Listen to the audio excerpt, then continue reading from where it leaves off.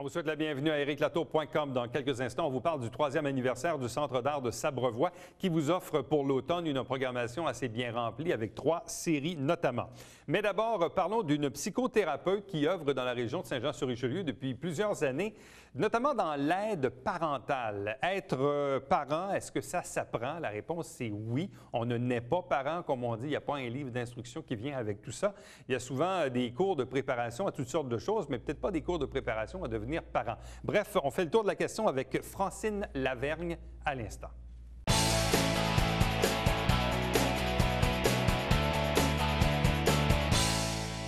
On vous parle maintenant de la classe des parents. Et la question suivante est, être parent, est-ce que ça s'apprend?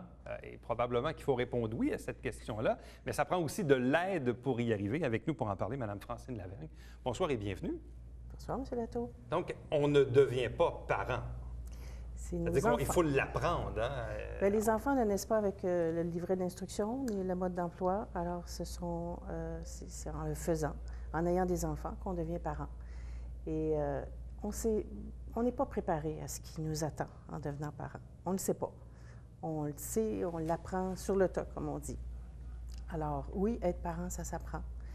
Et c'est pour ça que j'ai fondé la classe des parents, pour aider les parents dans ce grand défi d'élever leurs enfants de façon à ce qu'ils deviennent des êtres humains forts, solides, autonomes, responsables. Souvent, on voit dans notre société des cours, à l'époque, les cours de préparation de mariage.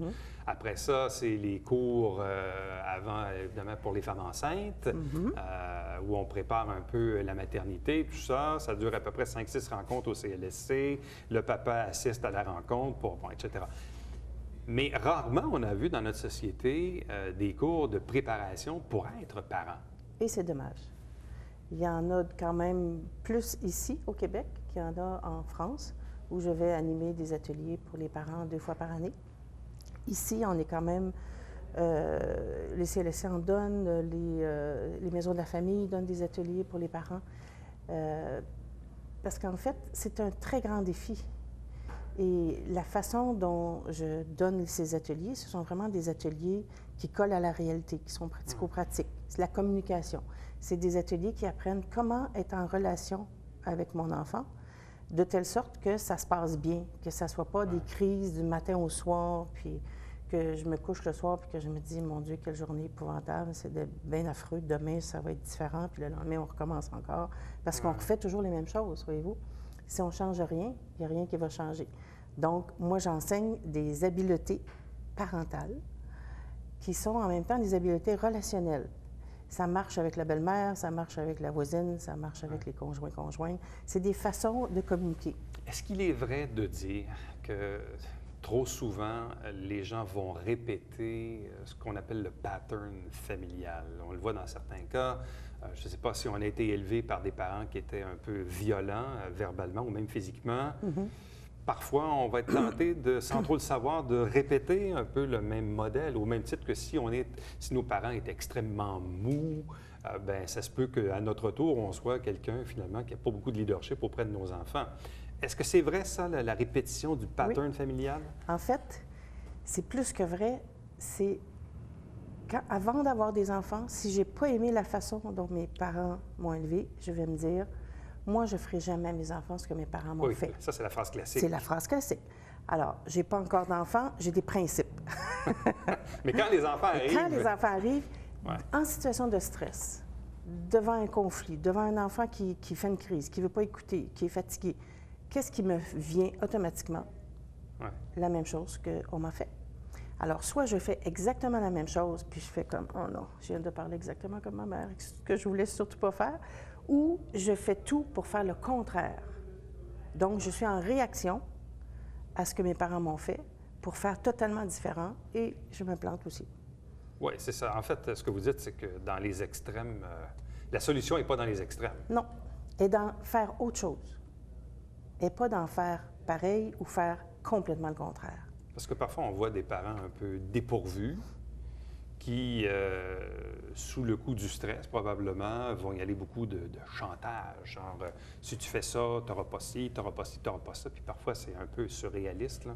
ou des fois de donner des conséquences qui ne tiennent pas la route, parce que ça, c'est une autre chose. Si on donne des conséquences à un enfant, encore faut-il être sérieux dans la façon de l'appliquer. C'est facile à dire, là. Pas toujours facile à faire nécessairement, mais ça prend une cohérence. Oui, mais avant, on donnait des punitions. Maintenant, on donne des conséquences. Maintenant, on donne des conséquences. C'est on quoi a la juste changé le mot, différence? c'est ça. En fait, on peut donner des conséquences comme on donnait des punitions, ce qui n'est pas une bonne idée. Et les punitions sont des distractions. Ça n'aide pas du tout les enfants. Par contre, il faut aider les enfants à faire face aux conséquences de leur mauvais comportement. Ça, c'est pas la même chose. Et les aider à faire face aux conséquences, ça prend une conséquence qui est soit naturelle, soit logique. J'ai tout le temps de vous expliquer ça. En lien avec le délit commis? Ou, oui, mais oui. Si un enfant se conduit mal à table et que je le prive de télévision le soir, c'est pas en lien, c'est pas logique. Si un enfant est de mauvaise humeur le matin et fait des crises pour aller à l'école parce qu'il est trop fatigué, ce qui est logique, c'est de le coucher plus tôt la veille, pas de le priver de son sport préféré ou d'un dessert. Ou, voyez-vous, il faut être logique, là. Ça prend une conséquence qui est logique ou naturelle. Ou ça prend ce qu'on appelle le concept de réparation. Réparer le tort qu'on a causé, comme on répare une vitre brisée. Et tout ça est évolutif parce que quand on a de jeunes enfants ou un petit peu plus vieux ou d'âge pré-ado ou ado, évidemment, ça change un peu. C'est pour ça que l'atelier que je donne le plus et pour lequel je donne des formations s'appelle « Comment parler pour que les enfants écoutent, comment écouter pour que les enfants parlent ». Et aussi « Jalousie, rivalité entre frères et sœurs ». Donc, on s'est aperçu en donnant cet atelier que les ados, les parents d'ados, ils ne trouvaient pas leur compte dans ce genre d'atelier parce qu'aujourd'hui, c'est pas évident d'élever un ado. Il y a vraiment beaucoup de défis à relever quand on est un parent d'ado. Et actuellement, je me cherche des parents d'ado pour tester un atelier parents d'ado, une question de dosage. Et c'est un atelier que j'ai monté avec des collègues françaises. Et j'aimerais beaucoup trouver des parents d'ados qui seraient d'accord de venir suivre cet atelier. Est-ce que les gens sont ouverts à demander de l'aide ou parfois l'orgueil fait en sorte que...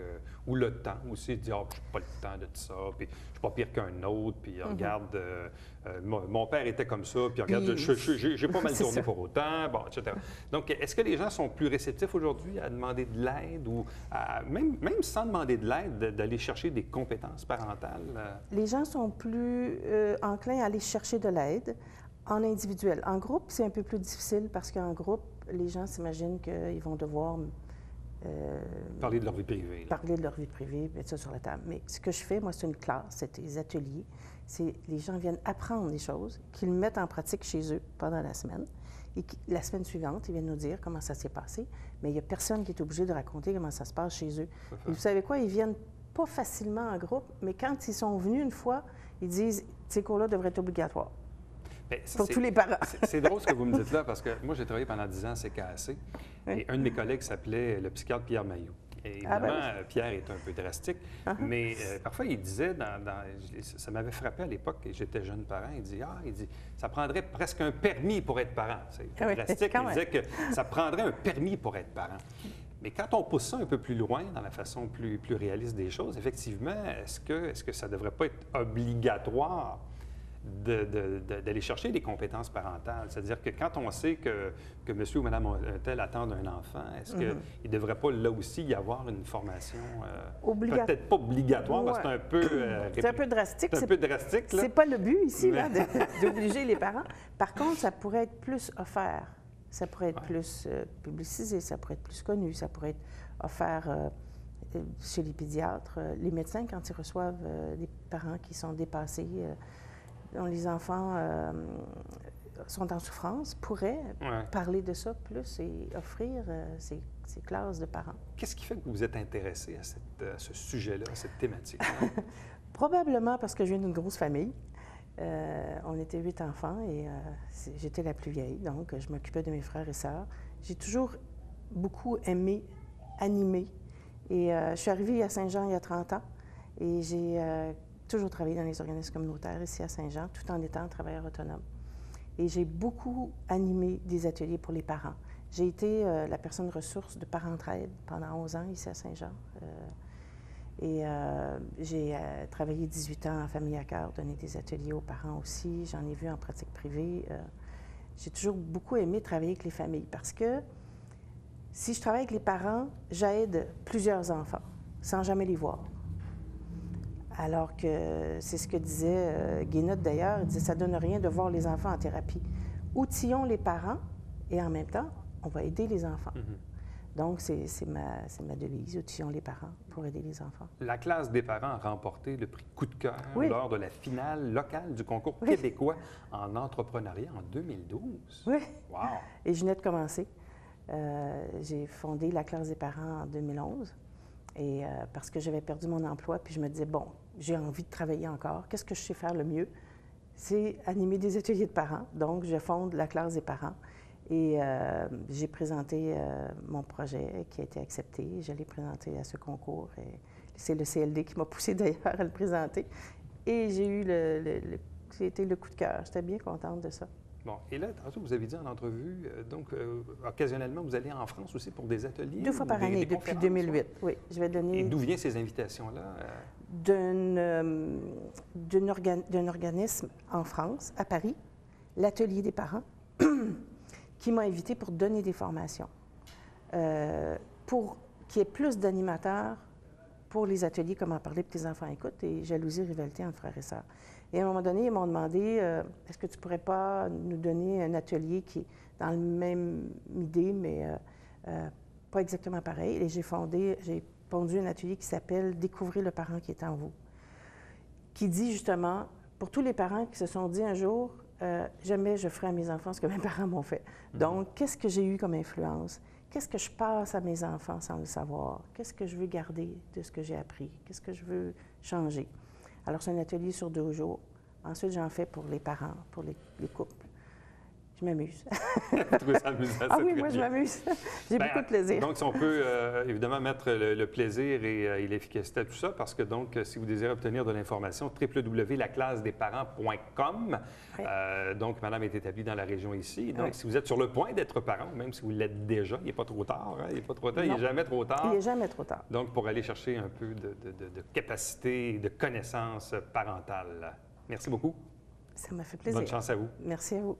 Restez avec nous, puisqu'au retour, on vous parle de la programmation 2013-2014 du Centre d'art de Sabrevois.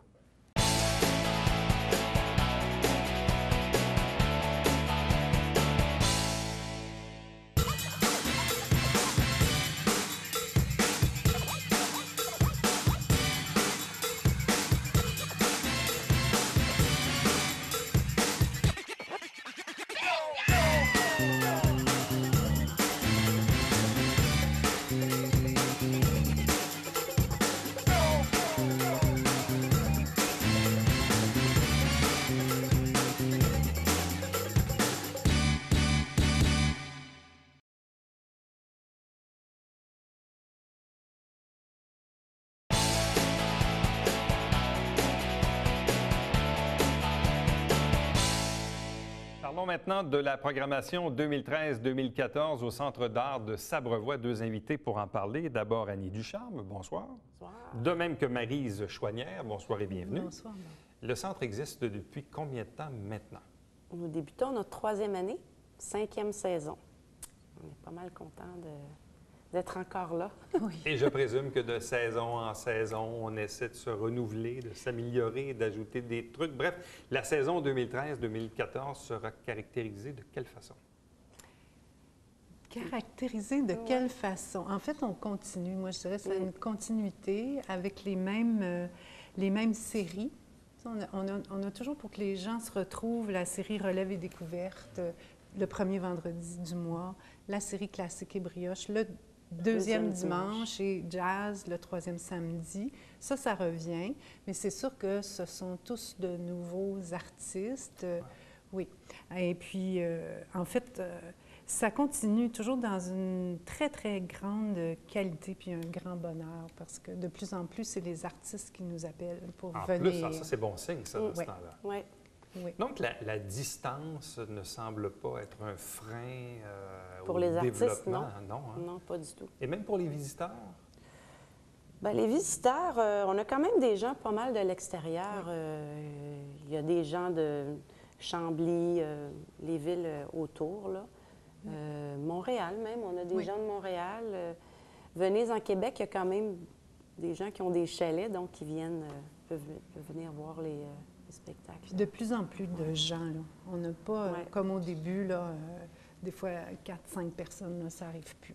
Ça n'arrive pas, ça. Là. Parce que Maintenant, la capacité des lieux vous permet d'avoir quoi, un maximum de 80 personnes, peut-être? Maximum de 80. avec nous. Oui, c'est ça. Avec nous. vous. Ouais. C'est ça. Donc, la capacité des lieux, c'est 80. Il faut le dire. Oui, Là. Donc, oui, c'est une petite salle. c'est une ancienne église, hein? C'est bien Oui. ça. Donc, une ancienne église que vous avez quand même minimalement retapée, je présume. Mais pas minimalement. non. Beaucoup? Beaucoup OK, retapé. là, je sens qu'il y a beaucoup d'heures en arrière. Oui, oui. En fait, c'était abandonné. Il n'y avait pas d'électricité, pas de toilette, il n'y avait rien. C'était... Puis donc, non, c'est pas minimal. Puis en plus, là, on a eu aussi une subvention pour avoir un meilleur système de son, fait qu'on a une meilleure console.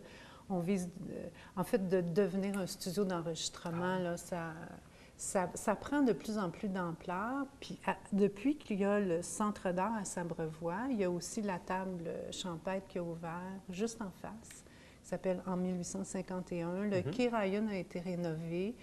En principe, on va avoir une piste cyclable. Bref, on dirait que ça... Êtes-vous en train de me dire que le Centre d'art a été un élément moteur du développement économique à Sabrevois? Peut-être pas l'élément moteur, mais c'est tout ça ensemble qui va... Ça crée, en fait, les gens viennent au Centre d'art, vont bruncher ou manger aussi au restaurant. Avec une dynamique positive. Oui, Oui, absolument. oui. Oui. Donc, parce que, juste pour terminer là-dessus, vous avez mis combien d'heures dans la rénovation de ce bâtiment-là? D'heures, on ne pourrait pas le dire, mais ça a pris plusieurs mois, là. Plusieurs Et mois. c'est pas terminé. Hein? C'est un bâtiment patrimonial et le clocher a dû être démonté, mais là, il attend, tout numéroté, d'être fait. Puis on a ajouté quand même beaucoup d'éléments pour que ça devienne une salle d'exposition aussi. Puis on a un petit bar aussi. Donc, c'est pas terminé. Là. Ah non. Puis on veut aménager dehors, ça devient une terrasse, un jardin.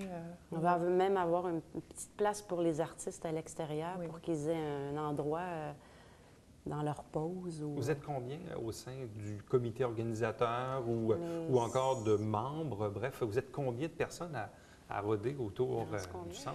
On est rendu combien? En fait, on est devenu OSBL tout à fait récemment. Ça veut dire qu'on va avoir des membres aussi, ça va augmenter. Mais le petit noyau, on est 6. Ça vous demande combien d'heures par semaine?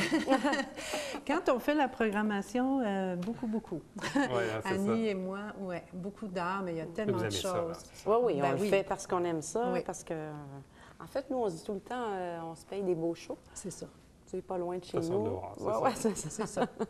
Si on revient donc aux séries, donc vous avez, dans le fond, si je résume, 3 séries. Oui. Vous avez une série donc qui est présentée principalement les vendredis, c'est bien ça? C'est le premier vendredi du mois. Donc, le premier vendredi du mois, c'est la série relève et découverte. Bon, qu'est-ce qu'on aura au menu au cours de l'année dans cette catégorie? Bien, tu vois, nous, en fait, pour débuter, c'est le 4 octobre, on reçoit le trio Jérôme Beaulieu, qui est, entre autres, qui ont été nommés la révélation de l'année 2013-2014 par Radio-Canada. Donc ça, c'est un trio de jeunes musiciens de jazz qui jouent partout là, actuellement. Nous, on est chanceux de les recevoir à Sabrevois. Et ensuite, pour l'autre spectacle d'après, en novembre, c'est Luce Bélanger, qui est une professeure de chant, entre autres, à Montréal, beaucoup en plus, pianiste. Donc, elle va être toute seule. Piano-voix. Piano-voix. Jazz, pop, classique aussi. Oui, c'est un mélange, musique du monde. En fait, elle fait plein de choses. Puis c'est des très beaux spectacles. Ça coûte seulement 8 relève et découverte. Puis c'est vraiment des gens qui sont déjà sur la scène. C'est pas des shows, les gens peuvent dire relève et découverte. Non. C'est des très, très bons spectacles de qualité, des très bons musiciens. Et donc, vos relèves et découvertes là, du premier vendredi de chaque mois, donc vous êtes booké encore pour plusieurs mois, assez longtemps? En fait, ce qu'on a ici, c'est la programmation de l'automne. Principalement, c'est ça.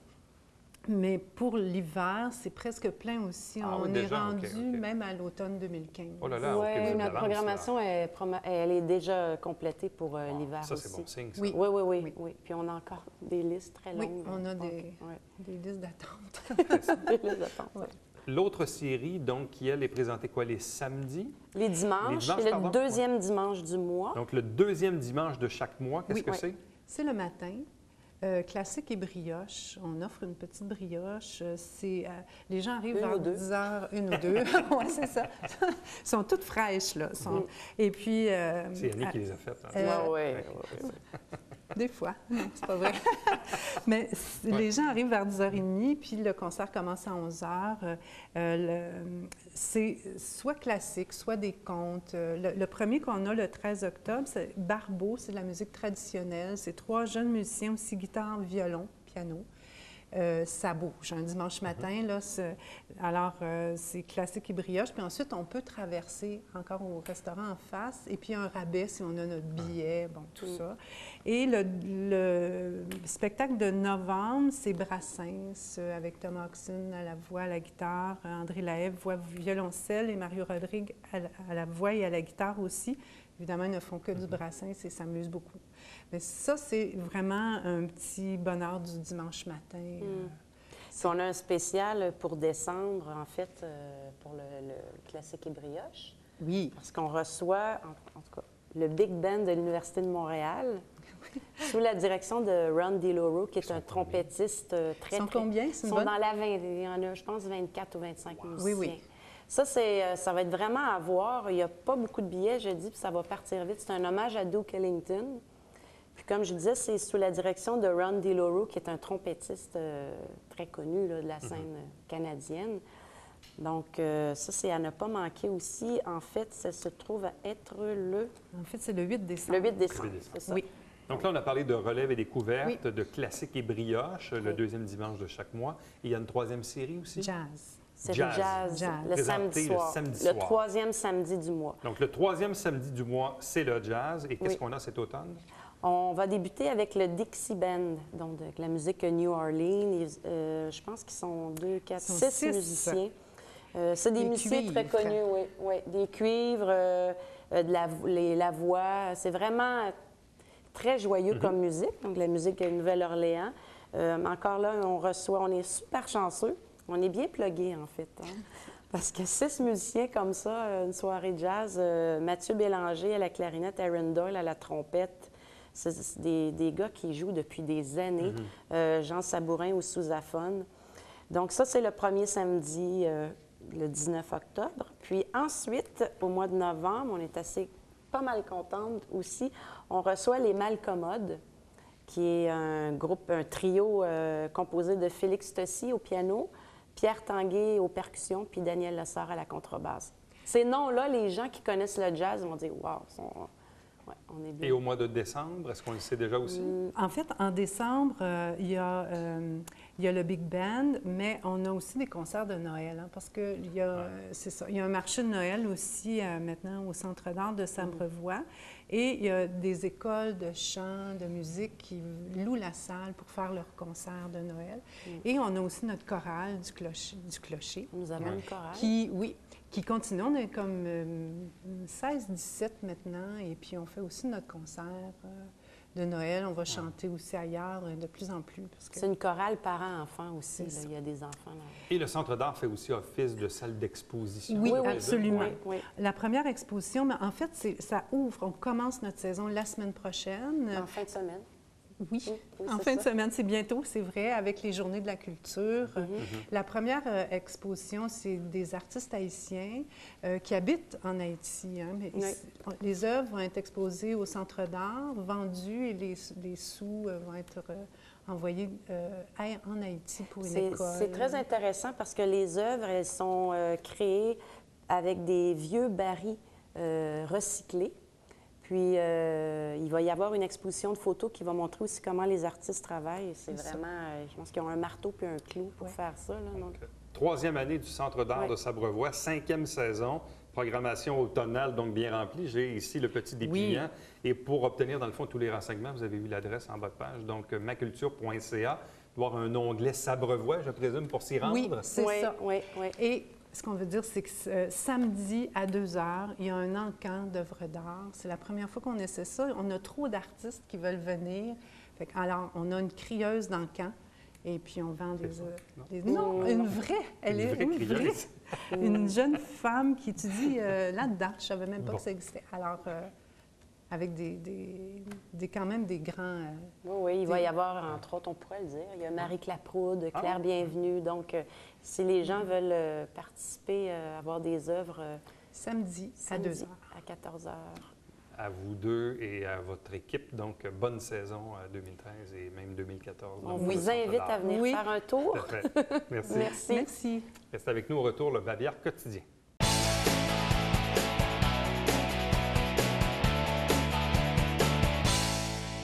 Vous savez qu'il n'est jamais trop tard pour cesser de fumer. Le CLSC vous offre toujours gratuitement des ateliers de cessation tabagique. Pour information, vous composez le numéro qui apparaît à l'écran. Saint-Jean-sur-Richelieu, c'est le nom de notre émission qui, à chaque semaine, vous présente des extraits du conseil municipal. On est un peu à la fin du présent conseil avec le dernier conseil de ville du 30 septembre. Il y aura une pause durant le mois d'octobre et après ça, on va reprendre à la mi-novembre avec le nouveau conseil de ville. Télébingo, 3 500 $ en prix à chaque semaine. Il y a une trentaine de dépositaires pour acheter vos cartes. C'est à tous les dimanches matin, 9h30, en direct. Télévision du Richelieu, notez bien notre nouvelle adresse, 145 rue Richelieu. Et ce qui va avec le nouveau code postal également, le reste demeure inchangé. Et pour voir et revoir les entrevues que vous avez manquées, on est maintenant en format YouTube sur tvhr9.com. À demain. Bye bye.